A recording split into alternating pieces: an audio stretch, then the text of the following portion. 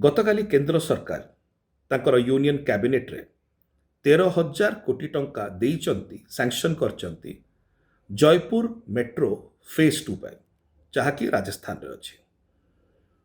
ଏବଂ ଏଥିପାଇଁ କେନ୍ଦ୍ର ସରକାର ତାର ଅଧା ଭାଗ ପାଖାପାଖି 6,500 କୋଟି ଟଙ୍କା ସେମାନେ ବହନ କରିବେ ଏସ୍ପିଭି ମାଧ୍ୟମରେ, ଏବଂ ରାଜସ୍ଥାନର ସରକାର 6,500 କୋଟି କରିବେ। ଭଲ କଥା, ସୁନ୍ଦର କଥା, ଏଥିରେ କିଛି ଖରାପ ନାହିଁ। କିନ୍ତୁ ଅପରପକ୍ଷରେ ଓଡ଼ିଶାର ଯେଉଁ ମେଟ୍ରୋ ପ୍ରୋଜେକ୍ଟ ରହିଛି, ଯାହାକି ଭୁବନେଶ୍ୱର, କଟକ, ଖୋର୍ଦ୍ଧା, ପୁରୀର ଯେଉଁ ପ୍ରୋଜେକ୍ଟ ଥିଲା, ଯାହା ତତ୍କାଳୀନ ମୁଖ୍ୟମନ୍ତ୍ରୀ ଆମର ନେତା ଶ୍ରୀ ନବୀନ ପଟ୍ଟନାୟକ ମହୋଦୟ ଚିନ୍ତା କରିଥିଲେ, କାର୍ଯ୍ୟ ଆରମ୍ଭ କରିଥିଲେ, ତାର ଟୋଟାଲ ଖର୍ଚ୍ଚ ଥିଲା ସେତେବେଳେ 2024ରେ 6,255 କୋଟି।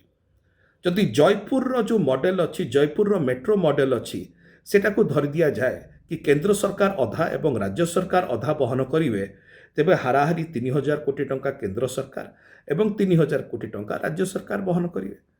ଯଦି ଜୟପୁରରେ ରାଜସ୍ଥାନରେ ମେଟ୍ରୋ ପାଇଁ କେନ୍ଦ୍ର ସରକାର 6,500 କୋଟି ଟଙ୍କା ଖର୍ଚ୍ଚ କରିପାରୁଛନ୍ତି ନିଜ ଆଡ଼ୁ, ତାହେଲେ ଏଇଠି ଓଡ଼ିଶାରେ ଯେଉଁଠି ଡବଲ ଇଞ୍ଜିନ ସରକାର ଅଛି, ସେ ଜାଗାରେ 3,000 କୋଟି ଟଙ୍କା ଖର୍ଚ୍ଚ କରିବାର କ'ଣ ଅସୁବିଧା ଅଛି?